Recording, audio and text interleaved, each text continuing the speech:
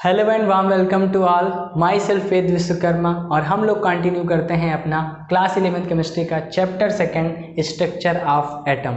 और आज मैं आपके लिए लेकर के आया हूँ एटॉमिक मॉडल की टाइमलाइन, वो भी काफ़ी ब्यूटीफुल सी स्लाइड के साथ में। तो चलिए हम लोग कंटिन्यू करते हैं एटॉमिक मॉडल की टाइमलाइन। इसके पहले इस चैप्टर में हम लोग क्या क्या कवर कर चुके हैं। हम लोग कर चुके हैं सब एटॉमिक पार्टिकल की डिस्कवरी, किस तरह से इलेक्ट्रॉन, प्रोटॉन, न्यूट्रॉन, इन सभी सब एटॉमिक पार्टिकल की डिस्कवरी हुई।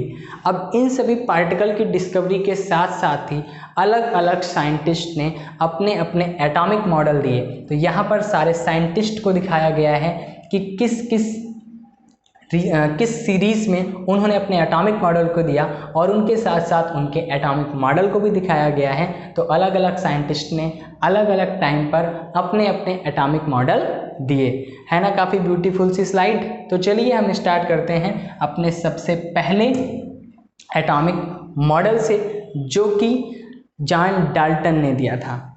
तो हम स्टार्ट करते हैं जॉन डाल्टन की एटॉमिक मॉडल से। जॉन डाल्टन ने अपना एटॉमिक मॉडल जो है वो दिया था 1808 में। उन्होंने बताया था, जॉन डाल्टन थे कौन? जॉन डाल्टन एक ब्रिटिश टीचर थे, ब्रिटिश स्कूल टीचर थे। और उन्होंने बताया कि जब हम किसी मैटर को लेकर के उसके छोटे छोटे पार्टिकल करते जाते हैं तो लास्ट में हमें एक ऐसा पार्टिकल मिलता है जिसको फर्दर डिवाइड नहीं कर सकते। उसी को उन्होंने क्या बोला? उसी को ही उन्होंने जो है एटम बोला। एटम क्या है? एटम जो है वो एक ग्रीक वर्ड से लिया गया है, एटोमियो से लिया गया है। और एटोमियो की मीनिंग होती है अनकटेबल या फिर अनडिविजिबल, यानी कि जो चीज़ जिसको हम दोबारा से काट नहीं सकते उसको क्या बोला जाता है? उसी को बोला जाता है एटम। तो अगर हम मैटर को लेकर के उसके छोटे छोटे टुकड़े करते चले जाएं तो लास्ट में एक ऐसा टुकड़ा मिलेगा जिसको फर्दर डिवाइड नहीं कर सकते, उसी को बोलते हैं एटम। तो सारे के सारा जो मैटर है वो छोटे छोटे पार्टिकल एटम का बना हुआ है। एटम जो होते हैं, atoms are small and indivisible. Atom काफ़ी छोटे होते हैं और इनडिविजिबल होते हैं, इनको डिवाइड नहीं किया जा सकता। एटम को ना तो क्रिएट किया जा सकता है और एटम को ना ही डिस्ट्रॉय किया जा सकता है। यानी कि कंजर्वेशन ऑफ मास को जॉन डाल्टन ने अपने एटॉमिक थ्योरी से प्रूव कर दिया था। और एटॉमिक मॉडल में भी उन्होंने यही बताया कि एटम को ना तो क्रिएट किया जा सकता है और ना ही डिस्ट्रॉय किया जा सकता है। बिल्कुल मास की ही तरह, मास को ना तो क्रिएट कर सकते हैं और ना ही डिस्ट्रॉय कर सकते हैं। एक एलिमेंट जो है उसके सारे के सारे एटम आइडेंटिकल होंगे। एक ही एलिमेंट है तो उसके सारे एटम आइडेंटिकल होंगे। एग्जाम्पल सोडियम ले सकते हैं, एग्जाम्पल हम लोग लिथियम का ले सकते हैं। तो सोडियम और लिथियम, अगर हम अकेले सोडियम की बात करें तो सोडियम के सारे एटम बिल्कुल आइडेंटिकल होंगे, बिल्कुल जुड़वा होंगे। जैसे आप लोग जुड़वा बच्चों के बारे में जानते होंगे कि उन सभी के फेस एक जैसे दिखाई पड़ते हैं। वैसे जुड़वा जो बच्चे होते हैं वो दो टाइप के होते हैं। एक तो आइडेंटिकल ट्विंस होते हैं, तो यहाँ पर मैं आइडेंटिकल ट्विंस की बात कर रहा हूँ। तो जो एलिमेंट होता है उसके सारे के सारे एटम कैसे होते हैं? उसके सारे के सारे एटम आइडेंटिकल होते हैं। अगर एलिमेंट डिफरेंट है, जैसे सोडियम और लिथियम तो डिफरेंट एलिमेंट हैं, तो इनकी प्रॉपर्टीज भी डिफरेंट होंगी, क्योंकि इनके एटम भी क्या होंगे? डिफरेंट होंगे। एक एटम की साइज बड़ी हो सकती है, दूसरे एटम की साइज छोटी हो सकती है। एक एटम का वेट ज़्यादा हो सकता है और दूसरे एटम का वेट कम हो सकता है। तो डिफरेंट एलिमेंट की जो प्रॉपर्टीज होती है वो डिफरेंट होती है। अब एटम ऑफ डिफरेंट एलिमेंट के जो एटम्स होते हैं वो आपस में कंबाइन होकर के क्या बनाते हैं? कंबाइन होकर के वो बनाते हैं कंपाउंड। Example H2O। H2O में ऑक्सीजन का एक एटम दो हाइड्रोजन एटम से कंबाइन होकर के वाटर मॉलिक्यूल का फॉर्मेशन करता है। तो जो एटम होते हैं डिफरेंट एलिमेंट के, वो आपस में कंबाइन होकर के बनाते हैं कंपाउंड। इस तरह से जो है मैटर बनता है। तो जॉन डाल्टन के मॉडल में कुछ कमियां थीं, कुछ ड्रॉबैक्स थे। वो ड्रॉबैक्स क्या कौन से थे?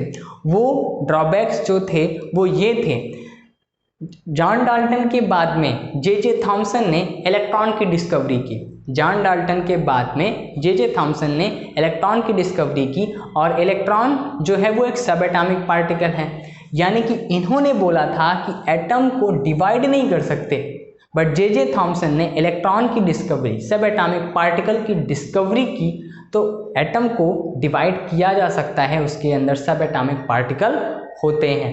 तो जॉन डाल्टन के मॉडल का ड्रॉबैक यही था, सब एटॉमिक पार्टिकल की डिस्कवरी, कि किस तरह से सब एटॉमिक पार्टिकल किसी एटम के अंदर प्रेजेंट होते हैं। अब जॉन डाल्टन के मॉडल की जो कमियां थी, जो ड्रॉबैक्स थे, उनको दूर करके फिर जॉन डाल्टन के बाद में जे थॉमसन ने अपना एटॉमिक मॉडल दिया। ये हैं जे थॉमसन, और इन्होंने इस तरह से अपना एटॉमिक मॉडल दिया। जे थॉमसन ने अपना एटॉमिक मॉडल कब दिया था?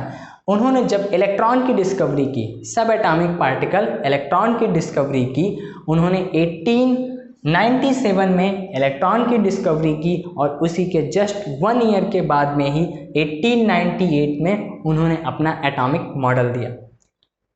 उन्होंने ये बताया कि जो इलेक्ट्रॉन होता है वो एटम के अंदर बिल्कुल इस तरह से प्रेजेंट होता है जैसे कि एक वाटरमेलन के अंदर उसके सीड प्रेजेंट होते हैं। तो आइए हम उनके मॉडल के बारे में पढ़ते हैं।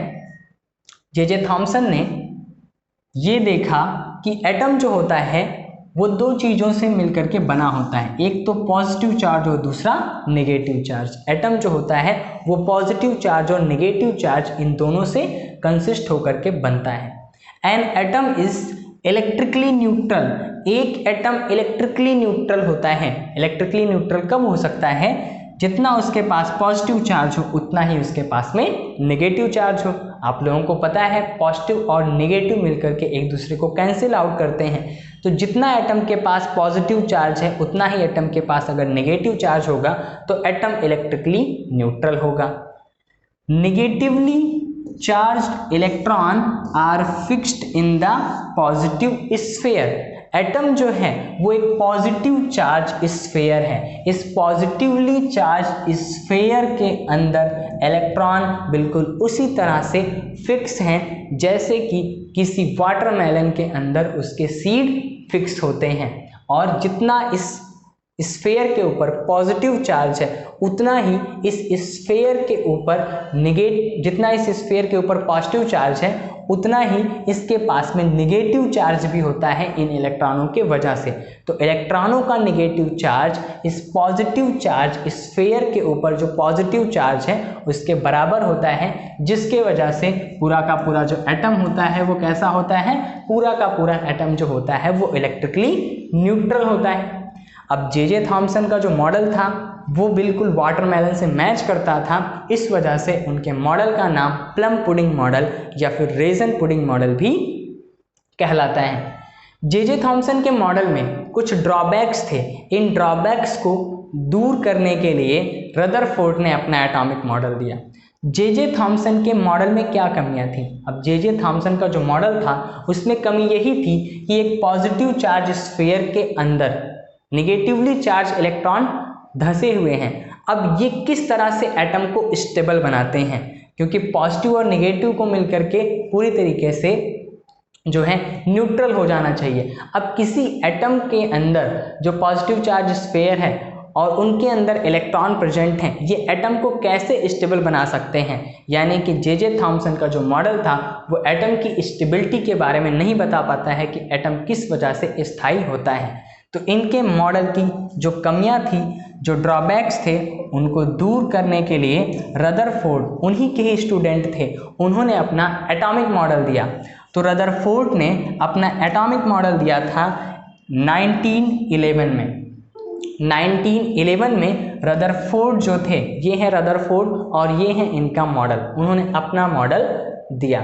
रदरफोर्ड ने जो है जे थॉमसन के मॉडल की जो स्टेबिलिटी वाली कमी थी उसको दूर किया, और उन्होंने ये बताया, उन्होंने सबसे पहले क्या किया था, रदरफोर्ड ने जो है एक एक्सपेरिमेंट किया था अर्नेस्ट मॉर्डसेन और हेंस गीगर अपने 2 स्टूडेंट के साथ मिलकर के।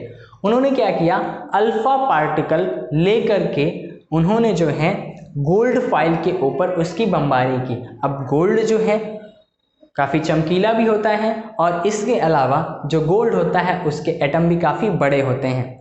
तो अगर जे थॉमसन की तरह एटम को हम एक पॉजिटिवली चार्ज स्फीयर मानते हैं और अल्फा पार्टिकल के ऊपर भी पॉजिटिव चार्ज होता है, तो ये पॉजिटिव चार्ज जो होता है वो पॉजिटिव चार्ज, एटम का पॉजिटिव चार्ज जो है इन अल्फा पार्टिकल को इन्हीं के रास्ते में वापस मोड़ देना चाहिए, यानी कि 180 डिग्री पर इनको रिपेल कर देना चाहिए। बट ऐसा नहीं होता। लगभग जितने अल्फा पार्टिकल डाले गए उस गोल्डन फॉइल के ऊपर, उसमें से होकर के 20,000 पार्टिकल, 20,000 से भी ज़्यादा पार्टिकल सीधे निकल गए और 20,000 में से केवल एक पार्टिकल जो था वो 180 डिग्री पर अपने रास्ते पर वापस आता है। इसका मतलब ये हुआ, चूंकि अल्फा पार्टिकल के ऊपर भी पॉजिटिव चार्ज है, तो ये पॉजिटिव चार्ज जो है इस एटम के ऊपर, ये जो एटम है जो कि पॉजिटिवली चार्ज स्फीयर था, इस पूरे के पूरे स्फीयर पे पॉजिटिव चार्ज नहीं होता, बल्कि काफ़ी हिस्सा खाली होता है, जिसके वजह से ये 20,000 से भी ज़्यादा अल्फा पार्टिकल सीधे निकल जाते हैं और केवल एक ही पार्टिकल अपने रास्ते पर वापस आता है। मीन्स जो भी पॉजिटिव चार्ज है वो एक जगह पर कंसंट्रेटेड है और बाकी पूरा का पूरा एटम जो है वो खाली है, और इसी वजह से ये अल्फा पार्टिकल जो है वो सीधे निकल जा रहे थे। तो इस एक्सपेरिमेंट के बाद में उन्होंने इसी एक्सपेरिमेंट को थ्योरी के रूप में बताया और उन्होंने अपने मॉडल में ये कहा कि atom are mainly empty space. ऐसा नहीं है कि एटम पूरा का पूरा भरा हुआ है, वो एक पॉजिटिव चार्ज स्फीयर नहीं है, बल्कि उसका काफ़ी हिस्सा खाली है, उसमें काफ़ी सारा हिस्सा खाली है, एम्प्टी स्पेस है। और जो पॉजिटिव चार्ज है, थॉमसन के अकॉर्डिंग पॉजिटिव चार्ज पूरे के पूरे स्फीयर के ऊपर था, बट रदरफोर्ड के अकॉर्डिंग जो पॉजिटिव चार्ज है वो कंसंट्रेटेड होता है सेंटर ऑफ एटम में। एटम का जो सेंटर होता है उसी के ऊपर ही सारा का सारा पॉजिटिव चार्ज होता है, और उसी सेंटर को उन्होंने न्यूक्लियस कहा, यानी कि सारा का सारा पॉजिटिव चार्ज उस न्यूक्लियस के ऊपर है। द सेंटर ऑफ एटम, जो एटम का सेंटर है उसी को उन्होंने न्यूक्लियस कहा। और ये जो इलेक्ट्रॉन थे जिनकी डिस्कवरी जे थॉमसन ने की थी, वो इसी न्यूक्लियस के चारों तरफ सर्कुलर पाथ में चक्कर काटते रहते हैं। यहाँ पर इलेक्ट्रॉनों को दिखाया गया है, मूविंग इलेक्ट्रॉनों को दिखाया गया है। ये है इनका मॉडल, और इस मॉडल में पॉजिटिव चार्ज को न्यूक्लियस में कंसंट्रेटेड दिखाया गया है, और इसी के चारों तरफ इलेक्ट्रॉन जो होते हैं वो फोर्स ऑफ इलेक्ट्रोस्टैटिक फोर्स की वजह से इसके चारों तरफ चक्कर काट रहे हैं। तो ये है मूवेबल इलेक्ट्रॉन और ये है पॉजिटिवली चार्ज कोर, जिसके चारों तरफ वो इलेक्ट्रॉन चक्कर काट रहे हैं। तो ये था रदरफोर्ड का एटॉमिक मॉडल। बट रदरफोर्ड के एटॉमिक मॉडल में भी कुछ ना कुछ ड्रॉबैक्स थे। वो ड्रॉबैक्स क्या थे? मैक्सवेल के अकॉर्डिंग अगर कोई भी चार्ज पार्टिकल कहीं पर चक्कर लगा रहा है तो वो इलेक्ट्रोमैग्नेटिक रेडिएशन के रूप में एनर्जी को बाहर निकालेगा। और अगर इलेक्ट्रोमैग्नेटिक रेडिएशन जो है, कोई किसी चार्ज पार्टिकल के चलने की वजह से इलेक्ट्रोमैग्नेटिक वेव जनरेट होती हैं, और अगर इन इलेक्ट्रॉनों के चलने की वजह से इलेक्ट्रोमैग्नेटिक रेडिएशन निकलेगी तो इनकी काइनेटिक एनर्जी लगातार घटती जाएगी, और लास्ट में ये स्पाइरल पाथ पर घूमते घूमते इसी न्यूक्लियस के अंदर क्या हो जाएंगे, इसी न्यूक्लियस के अंदर गिर जाएंगे। और अगर ये घूमते घूमते इस न्यूक्लियस के अंदर गिर जाएंगे तो एटम की स्टेबिलिटी खत्म हो जाएगी, यानी कि एटम वहाँ पर खत्म हो जाएगा। अब जब ये इलेक्ट्रॉन जो चक्कर काट रहे हैं अगर इसी न्यूक्लियस में गिर जाएंगे तो जो है एटम स्टेबल ही नहीं रह जाएगा। यानी कि रदरफोर्ड का जो मॉडल था वो जो है वो अपने मॉडल में एटम की स्टेबिलिटी के बारे में कुछ नहीं बता पाए। तो रदरफोर्ड के मॉडल में जो स्टेबिलिटी की कमी थी, इस कमी को दूर करने के लिए रदरफोर्ड के ही स्टूडेंट नील्स बोर ने अपना एटॉमिक मॉडल दिया। रदरफोर्ड के बाद में नील्स बोर ने अपना एटॉमिक मॉडल दिया 1913 में, यानी कि रदरफोर्ड के मॉडल से 2 इयर्स के बाद नील्स बोर, जो कि उन्हीं के स्टूडेंट थे, उन्होंने अपना एटॉमिक मॉडल दिया और रदरफोर्ड के मॉडल में जो कमियां थी उसको उन्होंने दूर किया। उन्होंने अपने मॉडल के बारे में ये बताया कि जो इलेक्ट्रॉन होते हैं वो न्यूक्लियस के चारों तरफ ऑर्बिट में चक्कर लगाते रहते हैं, यानी कि इलेक्ट्रॉन ऑर्बिट करते हैं न्यूक्लियस को। The orbit have specific size and energy. In orbits की एक स्पेसिफिक साइज होती है और इनकी एनर्जी भी फिक्स होती है, यानी कि हर एक ऑर्बिट की एनर्जी फिक्स होती है। Energy is related to its size. Energy जो होती है इन ऑर्बिट की वो डिपेंड करती है इनकी साइज के ऊपर। The lowest energy is found in the smallest orbit. जो ऑर्बिट न्यूक्लियस के काफ़ी पास होगा, जो ऑर्बिट न्यूक्लियस के काफ़ी पास होगा, उसकी एनर्जी क्या होगी? उसकी एनर्जी बहुत ही कम होगी, और जो ऑर्बिट काफ़ी दूर होगा उसकी एनर्जी काफ़ी ज़्यादा होगी। इलेक्ट्रॉन जो होते हैं वो इस पॉजिटिव चार्ज सेंटर से अट्रैक्ट होते हैं और फिर चक्कर काटते हैं। तो जो इलेक्ट्रॉन काफ़ी पास होता है उसको सिस्टम से बाइंड रहने के लिए, सिस्टम से बंधे रहने के लिए अपनी एनर्जी का लॉस करना होता है। एनर्जी को लॉस करता है तो जा करके वो पास वाले ऑर्बिट में चक्कर काटता है। तो इस ऑर्बिट की जो सबसे पास है उस ऑर्बिट में जो इलेक्ट्रॉन की एनर्जी है वो नेगेटिव है, और जैसे जैसे हम दूर जाते जाएंगे इलेक्ट्रॉन, ये जो सर्कुलर पाथ है, इन ऑर्बिट की एनर्जी बढ़ती चली जाएगी। जो ऑर्बिट इनफाइनाइट पे होगा उसकी एनर्जी मैक्सिमम 0 होगी, और जो ऑर्बिट काफ़ी पास होगा उसकी एनर्जी क्या होगी? उसकी एनर्जी नेगेटिव में होगी। तो इलेक्ट्रॉन को जो है चक्कर काटने के लिए, अगर उसको पास के ऑर्बिट में चक्कर काटना है तो उसको अपनी एनर्जी को क्या करना होगा? उसको अपनी एनर्जी को कम करना होगा। तो अगर इलेक्ट्रॉन एक सर्कुलर पाथ पर चक्कर काट रहे हैं जिसकी एनर्जी फिक्स है, तो ना तो ये किसी रेडिएशन को एब्जॉर्ब करेंगे और ना ही ये किसी रेडिएशन को इमिट करेंगे, यानी कि ये स्टेबल होंगे। जब इन इलेक्ट्रॉनों को एनर्जी दी जाएगी तब ये उससे ज़्यादा एनर्जी वाले ऑर्बिट में जंप कर जाएंगे, यानी कि ये उससे बाहर वाले ऑर्बिट में चले जाएंगे। और जब ये एनर्जी को इमिट करेंगे,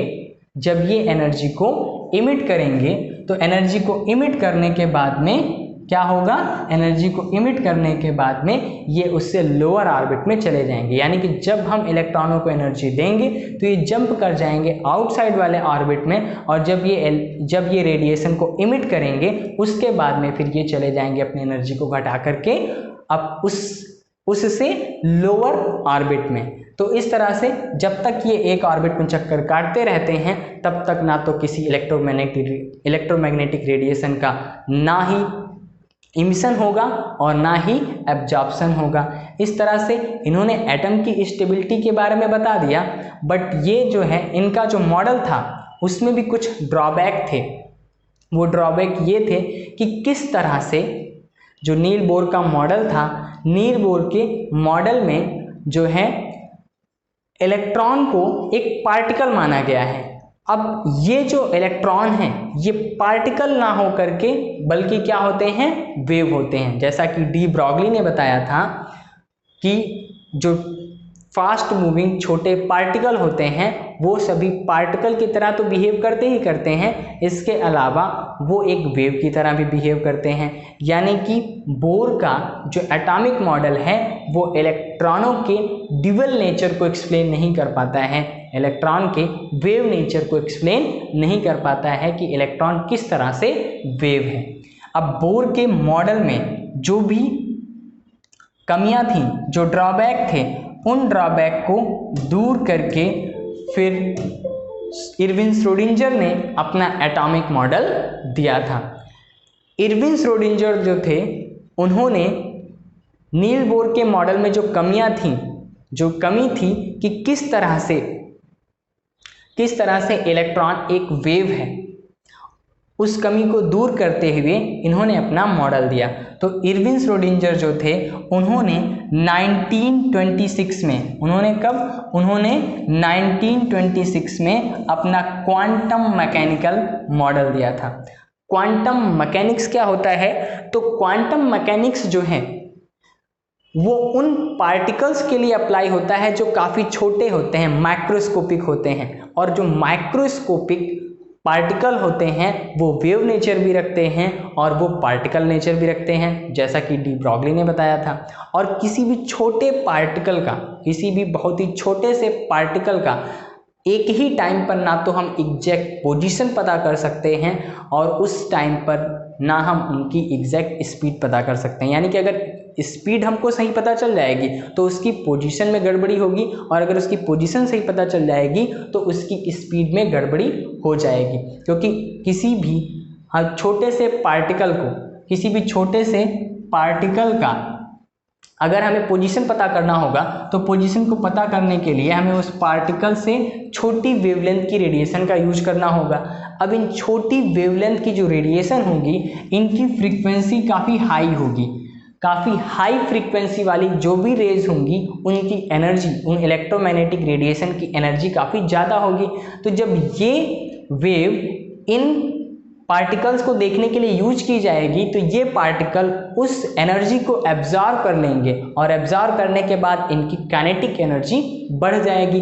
तो हमें पोजीशन तो सही पता लग जाएगी उस टाइम पर, बट उसी टाइम पर इनकी स्पीड काफ़ी बढ़ जाएगी, और उस स्पीड मतलब उस टाइम पर हमें एग्जैक्ट स्पीड नहीं पता चल पाएगी। तो ये जो था वो हाइजेनबर्ग का अनसर्टेनिटी प्रिंसिपल था। तो नील बोर का मॉडल था, नील बोर के मॉडल में जो भी कमियां थी उसको इरविन श्रोडिंगर ने दूर किया।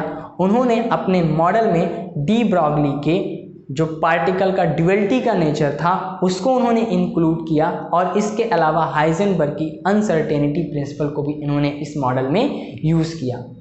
और उन्होंने डिस्कवर किया कि जो इलेक्ट्रॉन होते हैं वो मूव करते हैं न्यूक्लियस में, वो मूव करते हैं न्यूक्लियस के चारों तरफ।